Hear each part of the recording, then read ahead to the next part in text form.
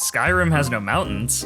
But what about this mountain? And this mountain, and this mountain. Shut up, you're wrong. Just hear me out, okay? Don't you go anywhere. Just sit there, grab a snack, and enjoy this video. I promise it's good. And more importantly, I'm right and you're wrong, Michael. And Todd Howard lied to us. He lied, and you deserve to know the truth. And the truth is, where'd everybody go? Hello, guys? Friends, I gather you here today because I have discovered the truth.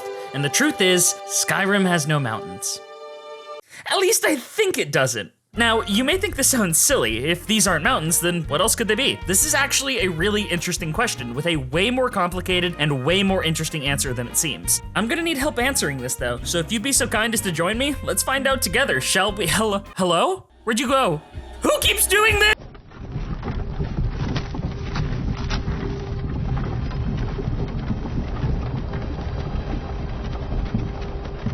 All right, intro's over. I've had my fun. Let's get to work. The first thing we've got to do is figure out what exactly a mountain is, and then we'll measure every alleged mountain in Skyrim, and then we'll take some topographical surveys of the surrounding land, and that'll help us to figure out what exactly the tallest mountains are. I'm gonna do that a lot. And if they do qualify as mountains, then we're all gonna go get Pizza Hut for dinner on me. I'm so proud of you, buddy. Times are tough, but you're doing so good. So, what is a mountain? I don't know. And you don't either, and actually literally nobody does. National Geographic tells you the land needs to rise 300 meters above its surrounding area, but that's sourced from the International Climbing and Mountaineering Federation. Most geologists consider 600 meters to be the minimal amount of prominence, double the former metric, and obviously that's in meters, so Americans have an entirely different classification, requiring 2,000 feet of prominence. So for Americans, that's the length of 5.5 football fields. And I keep saying that word, prominence.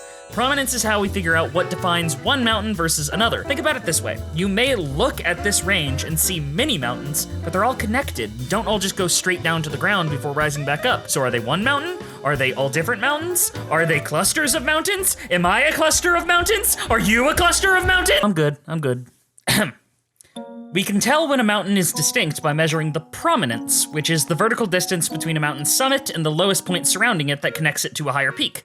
Sound good? Wrong! You're wrong, and I'm wrong, because humanity is flawed and must be punished for our hubris before judgment! Scientifically, there's no definition of what a mountain is, at least not based on prominence, and definitely not universally so. Since there are so many different definitions from region to region, we'll use some of the most common measurement systems from around the world, and then we'll compare Skyrim's mountains to each of them and figure out if Skyrim's mountains qualify in any system at all.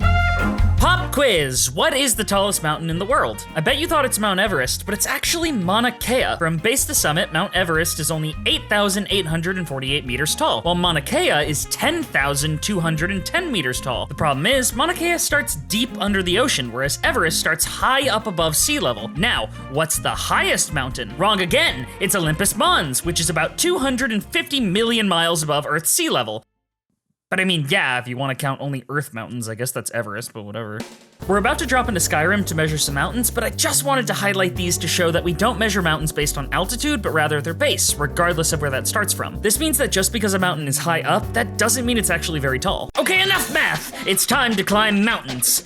To do more math. Climbing the throat of the world, which is what everybody in my college dorms called my ex, we can get a solid view of all of Skyrim. Here we can see which mountains are the tallest from sea level and scope out what rises highest from the surrounding lands. We'll start with trying to measure the border mountains, which clearly reach the highest elevations, and then we'll measure some interior mountains to see how they stack up. So, I picked the 5 tallest mountains in each category and got to climbing. As you can see, this climbing method was stupid and a waste of 30 minutes, so I installed a mod to measure elevation by units. 1 unit equals 1.428 centimeters, which means this is how many units a mountain needs to be from its base to be considered a mountain in America, and this is how much it needs to be considered one basically everywhere else. Simply put, as we measure the height of each mountain, it has to be at least one of these 2 heights to be considered a mountain, but it's more complicated than that because we also have to figure out the surrounding land's elevation and even what sea level is. If we go to sea level, we actually learn that sea level is negative 14,120 units, so we'll have to account for this when adjusting the unit heights of the alleged mountains. When we measure the surrounding land, we'll be picking the lowest possible point the mountain reaches before it levels off, and since we're trying to figure out if mountains even exist in Skyrim in the first place, we'll be as generous as possible when determining what the base is. Alright, let's get to it, our lovely mountain contestants! First up, we have Mount Ghost Shack, named for its shack along its rise that gives you a ghost hunting quest. The peak of this mountain is the second highest point in all of Skyrim, only rivaled by this mountain that falls within the jurisdiction of Cyrodiil nearby. However, despite being the second highest peak, it finds itself being rather average in height because the base of the mountain is at the highest elevated flatlands in the game, which is Riftenhold. Did you know that the lake in Riften is higher up in elevation than the very peak of Dragon's Reach in Whiterun? It's even higher in elevation than the top of Mount Solitude, which we'll measure later. You'd never think it, but Riften is actually the highest elevated city in the game. It's not even remotely close either, which goes to show how much these alleged mountains are very deceptive. Next up, we have a 3-peak range, which based on the prominence between their peaks is actually all one mountain, with 2 big peaks holding the hands of a little peak between them. For this reason, and because I've been watching way too much Spy Family, I named this one Mount Shinzo Abe's Dream, also known as Mount Sad. Mount Sad is actually the 3rd highest point in all of Skyrim, and by measuring from the east peak to its base, if we assume the mountain goes all the way down there past these roads, treating them like cliff sides and bluffs, this mountain towers over Mount Ghost Shack with an impressive size of 524.98 meters. This isn't the only deceptive peak along the range though, because after measuring the 4th and 5th highest peaks in Skyrim and determining that they're actually fairly unimpressive and nowhere near any metric to be a mountain, I found this impressive mountain with a truly crazy slope at one angle. I mean, look at this. This one was really interesting to me, and by measuring from peak to base, we find that this random peak is almost tall enough to be considered a mountain, and for that, I named this one Mount Sleeper Build. However, it's still only an almost. Moving on to the interior mountains, I ran around Skyrim honestly just looking for iconic alleged mountains or places I remember being noteworthy from playthroughs, and generally just looking for places that seem tall. This was really fun, and if I'm going to get real for a minute, it was just really nice to go back and do something that I loved from my childhood, but look at it through a new adult and like scientific lens, and also just doing this for a job. Thank you guys so much for letting me do this for a job.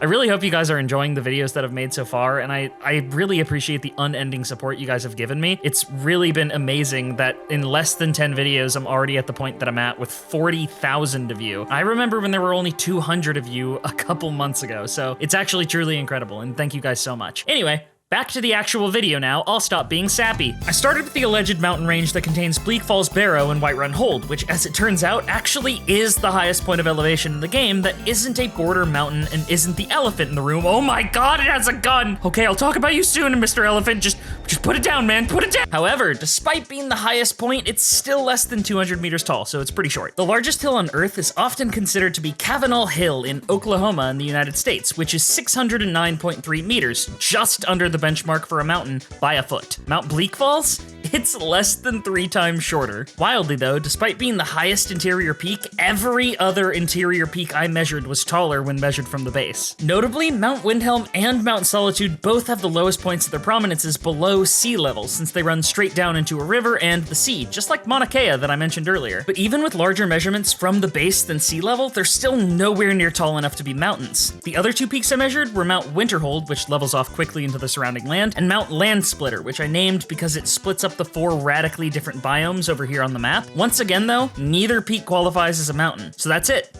There's nothing left to measure. It's right behind me, isn't it? Now I hear you, there's one supposed mountain that we still haven't looked at. The Throat of the World, the largest mountain in all of Tamriel, allegedly. Measuring from its base, the Throat of the World is by far the largest thing on the entire continent, coming in at 701.75 meters from base to peak. For Americans, that's a staggering 462.5 Sabrina Carpenters tall. However, what if I were to tell you that while this may be tall enough to be a mountain, it's not, because it's actually a building. It's time for a little bit of world building and a theological story that goes like this. Within the lore of Skyrim and the wider Elder Scrolls series, there exists a concept that holds together the stability of Mundus, which is the entire plane of existence man lives on, and that concept is known as the Tower. The Tower is a semi-corporeal, semi-metaphysical concept that keeps the entirety of the wheel of creation stable, and was glimpsed by an ancient god that makes up most of the land. Now, this is an incredibly gross simplification of the lore, but if you want to know the full history of Elder Scrolls, don't ask me. Go ask your local librarian, and hope they don't shoot you with a gun for asking. Regardless, the Tower has many corresponding physical towers that surround keystones that anchor reality in place, and each of these towers was either artificially created or grown by the gods or ancient civilizations in an attempt to evoke the main tower's power. The tower we have an interest in is the one and only Snowthroat,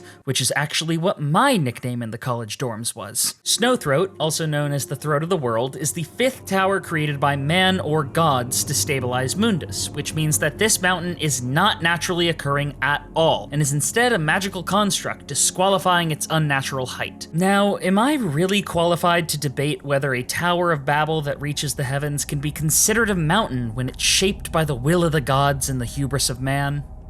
Yes. And I say it's not a mountain, it's a building. If I build a Walmart on top of Mount Everest that doesn't make it taller, it just means I'm an asshole. So, with all we've learned, what alleged mountains in Skyrim can be considered actual mountains? Does Skyrim have any mountains? Say it with me, everybody. No! Well, maybe. Mount Shinzo Abe's Dream, aka Mount Sad, could be considered the only mountain in the game if you give it the most generous possible measurements you can, but even that comes with a lot of caveats about where we consider the base of the mountain. Behind that, Mount Sleeper Build gets very close, but is still a couple meters shy of the requisite heights for European metrics, which is the smallest of the metrics we sampled. However, because these mountains fall on Skyrim's borders, and because Skyrim finds itself in a civil war, even if we do give Mount Sad the benefit of the doubt, it might not even be considered Skyrim's mountain and could be considered neutral territory or even part of Cyrodiil. Also, mountains aren't even real and are entirely arbitrary constructs humans use in an endless need to categorize and logic out every little thing, but they're far more messy than that, which is why I'm comfortable saying for certain that Skyrim has no mountains. So, is that it? Is that the end of the video? No, it is not! Oh, you ignorant fool, have you forgotten the purpose of this video? We still haven't addressed the root of the problem. Watch this. So we're interested in all the little details, like this plant here, the medium details of these logs and trees, and all the way up to distant mountains. And if you've played our previous stuff, you know that mountain is not just a backdrop. You can walk all the way to the top of that mountain. Liar! That fucked up and dreamy leather jacket man Todd Howard and his goons at Bethesda promised us that we could walk up that mountain, yet there are no mountains to be seen. This heresy pontificated to the masses by this chess club monarch must be stopped, and I will be the one to do it. This is why I am filing a class action lawsuit against Bethesda for the $1.4 billion Skyrim has made in its lifetime of sales. Oh, Todd Howard, I have implanted a mimetic agent into this video to explode the heads of anyone watching who isn't you, so only you and I can hear this now. It's just you and me. I bought it off of Craigslist. I really hope it worked, or I'm gonna get a lot of angry comments. I don't have to seize your empire, Todd. You don't have to watch your life fall apart. I only request one thing. Please give me a matching leather jacket. Please. Please. Please. I stream on Twitch. Please come join in. My community is extremely welcoming and kind, and I hold a ton of community events and do special stuff for my videos on there. And as always, I hope you enjoyed the video. Consider subscribing if you did, and if you didn't, your head is gonna explode in 24 hours anyway, so oops. Man, I guess that works out for me.